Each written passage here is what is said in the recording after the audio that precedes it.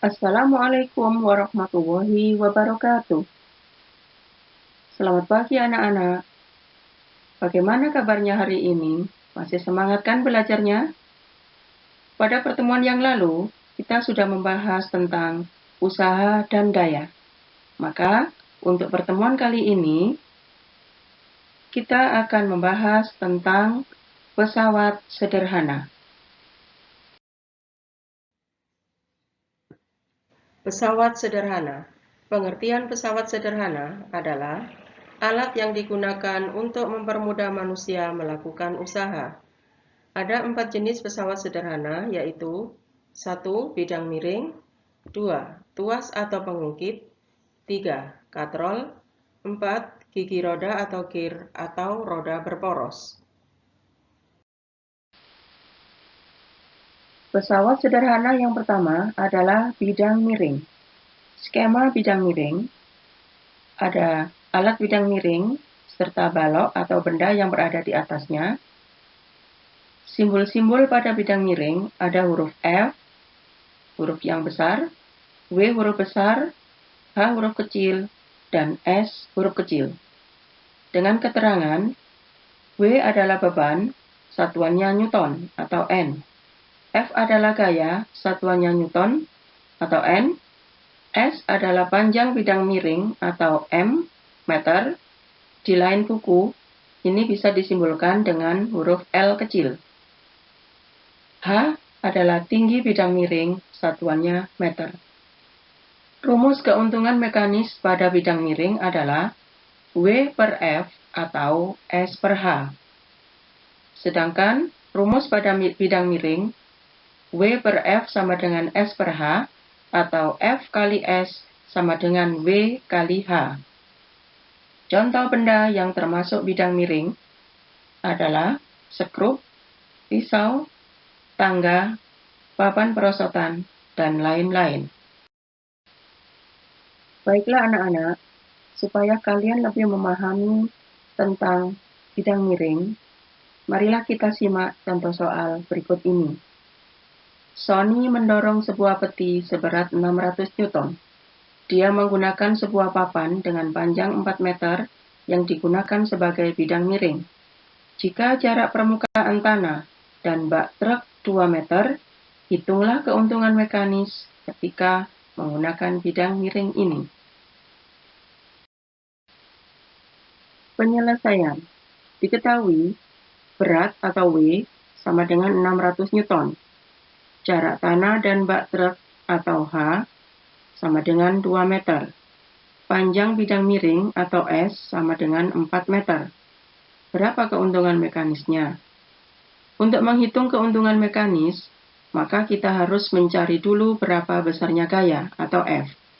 Maka rumus yang digunakan adalah F kali S sama dengan W kali H, atau F sama dengan W kali H per S, sama dengan 600 kali 2 per 4, sama dengan 300 Newton. Sehingga keuntungan mekanisnya dengan menggunakan rumus W per F adalah W 600 Newton, F 300 Newton, 600 dibagi 300 sama dengan 2 kali. Pesawat sederhana yang kedua adalah tuas atau pengungkit. Bagian-bagian dari tuas. Ada kuasa atau gaya yang simbolnya F, titik tumpu, beban atau W, lengan beban yaitu jarak dari titik tumpu sampai ke beban, lengan kuasa jarak dari titik tumpu sampai ke kuasa. Hubungan antara lengan kuasa, lengan beban, dan kuasa secara matematis dapat dituliskan sebagai berikut.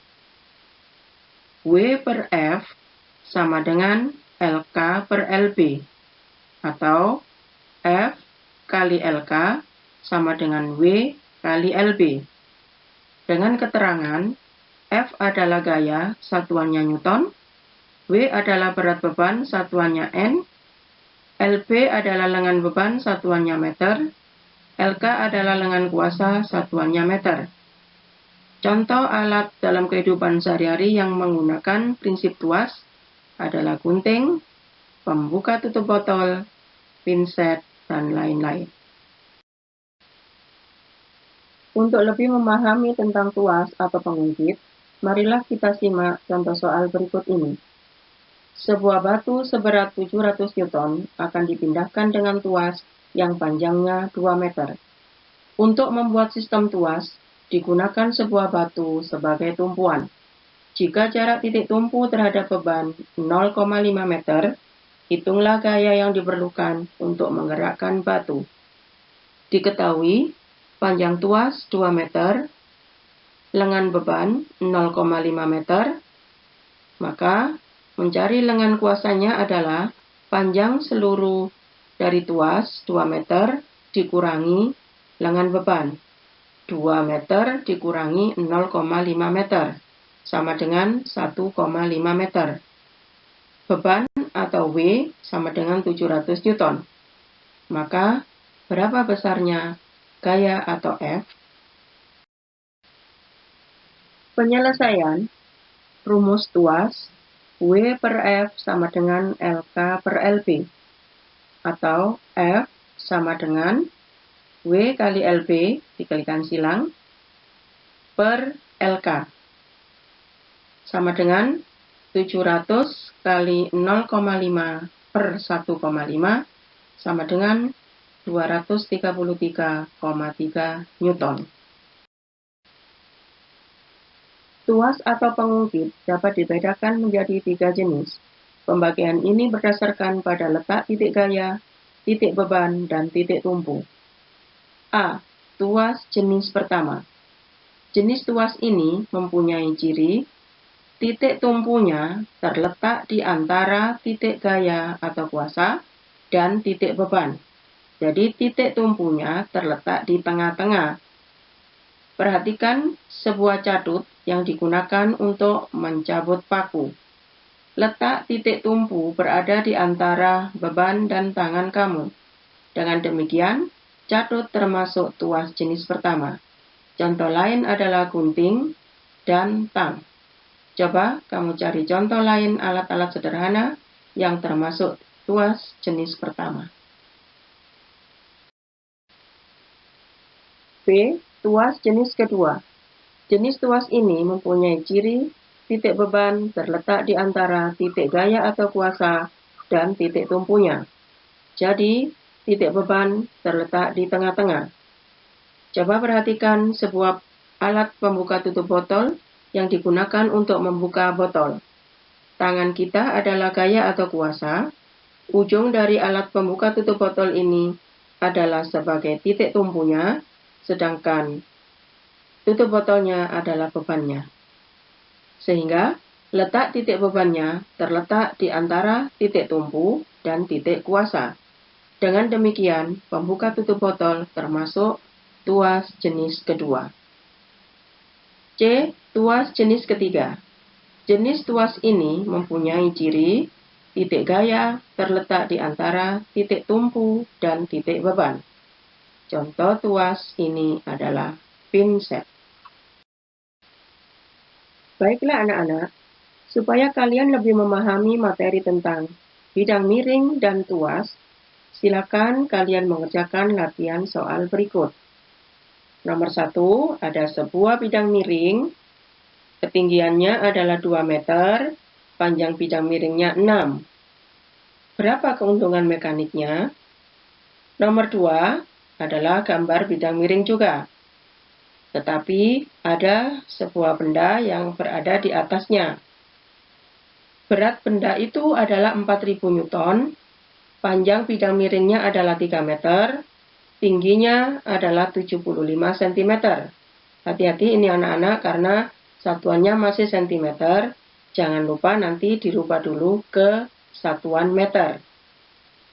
Kalian nanti akan menghitung berapa besarnya gaya dan keuntungan mekanisnya. Soal yang ketiga adalah tentang tuas atau pengungkit, di mana lengan bebannya adalah 50 cm, lengan kuasanya adalah 150 cm, dan gayanya adalah 100 Newton. Untuk lengan beban dan lengan kuasa, tidak usah dirubah satuannya. Pertanyaannya adalah, berapa berat beban yang bisa diangkat oleh tuas tersebut? Terima kasih. Demikianlah anak-anak materi hari ini tentang tuas atau pengungkit dan bidang miring. Semoga kalian memahaminya ya. Tetapi jangan lupa mengerjakan soal-soal latihannya tadi, karena akan dikoreksi dan dinilai. Assalamualaikum warahmatullahi wabarakatuh.